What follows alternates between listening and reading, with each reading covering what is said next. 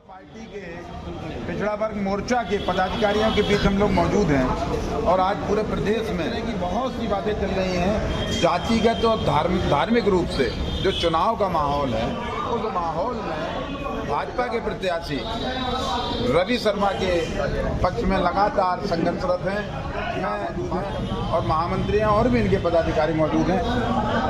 मेरा सवाल ये है कि भारतीय जनता पार्टी को पिछड़े वर्ग के जातियों का किस तरह से 2022 के चुनाव में पिछड़ा वर्ग जाति ही नहीं बल्कि अन्य सभी जाति भारतीय जनता पार्टी के साथ में उनके विश्वास को लेकर के, माननीय मोदी जी की नीतियों को लेकर के, माननीय योगी जी के कार्यों को लेकर के भारतीय जनता पार्टी के प्रचंड बहुमत के साथ में सरकार बनाने जा रही है। मिथिलेश जी, सरकार बन रही है। आप भारतीय विधानसभा 223 विधानसभा क्षेत्र से जो प्रत्याशी हैं, मैं उनकी बात कर रहा हूँ, इस क्षेत्र की बात कर रहा हूँ।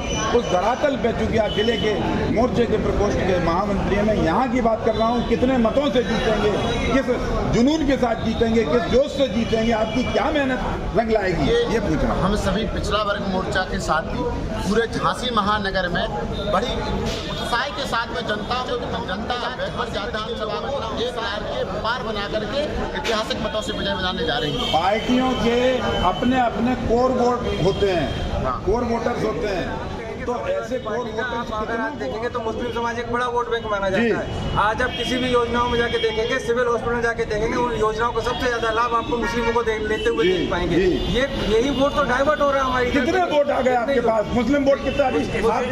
आपके पिछड़ी जाति में मुस्लिम भी हैं, बताइए। मैं आपको इसका जवाब देता हूँ। आप परिचय दीजिए पहले, जवाब देने के पहले। मेरा नाम रेहान खान है। मैं आपको एक मुस्लिमों की जब बात आ रही है तो मैं आपसे एक बात कहना चाहता हूँ। बोलिए रेहान खान जी। कि इतिहास में पहली बार कसाई मंडी में भाजपा की कभी मीटिंग नहीं हुई। 4 तारीख को ऐसी मीटिंग हुई, लोगों ने शपथ ली कि मैं भारतीय जनता पार्टी को वोट दूंगा। क्यों दूंगा? कि जो पहले की सरकार रही उनने लूटने का और हम लोगों के वोटों को इस्तेमाल करने का काम किया। हम लोगों के साथ कभी इंसाफ नहीं किया, मगर आज हमने देख लिया कि भारतीय जनता पार्टी बिल्कुल हम लोग के साथ कंधा से कंधा मिला के खड़ी है।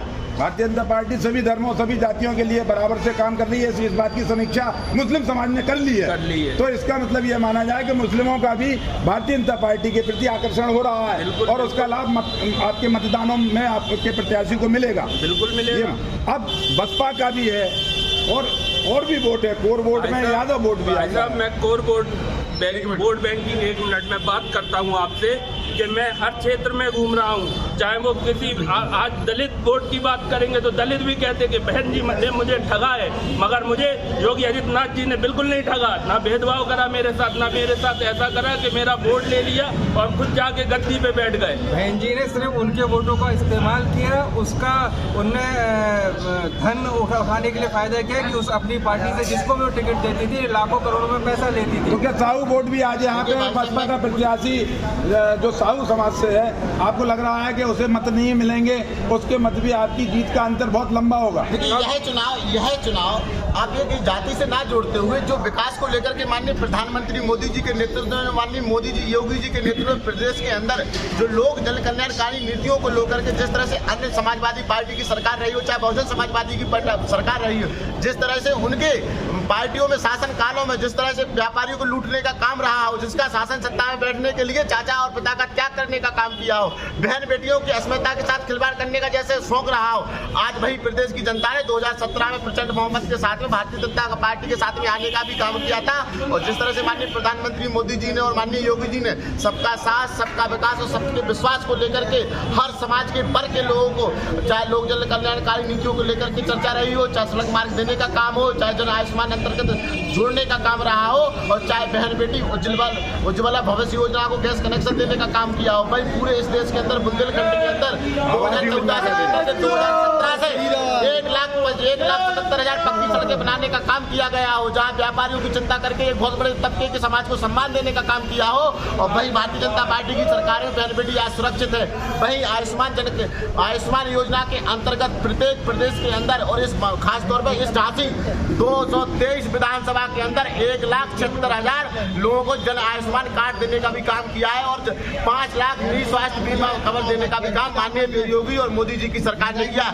इससे पहले की सरकारों में ना तो कभी इस तरह के काम केवल इरादे होते थे, लेकिन आज भारतीय जनता पार्टी की सरकार में बहुमत के साथ में हर वर्ग के सम्मानित काम देने गए। और आज मैं पूरी ईमानदारी के साथ कह सकता हूं कि सर्व समाज भारतीय समाज है, और सर्व समाज भारतीय कुशवाहा समाज और अन्य ऐसी बड़ी कोई भी समाज रही हो, सारी समाज इसकी बार 1 लाख के पार माननीय विधायक जी रवि शर्मा को पुनः भारतीय जनता पार्टी से ऐतिहासिक मदद से विजयी दिलाने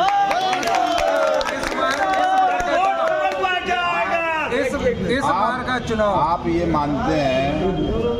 मानते हैं कि प्रत्याशी के अपने कार्यों से ज़्यादा पार्टी की नीतियां, सरकार की जितनी भी योजनाएं थी, वो पार्टी प्रत्याशी के अपने व्यक्तिगत चरित्र से उठ के बहुत ऊपर है, और शायद चरित्र को जनता नहीं देखेगी, प्रत्याशी को नहीं देखेगी, केवल पार्टी और सरकार की नीतियों के आधार पर ही वोट करेगी।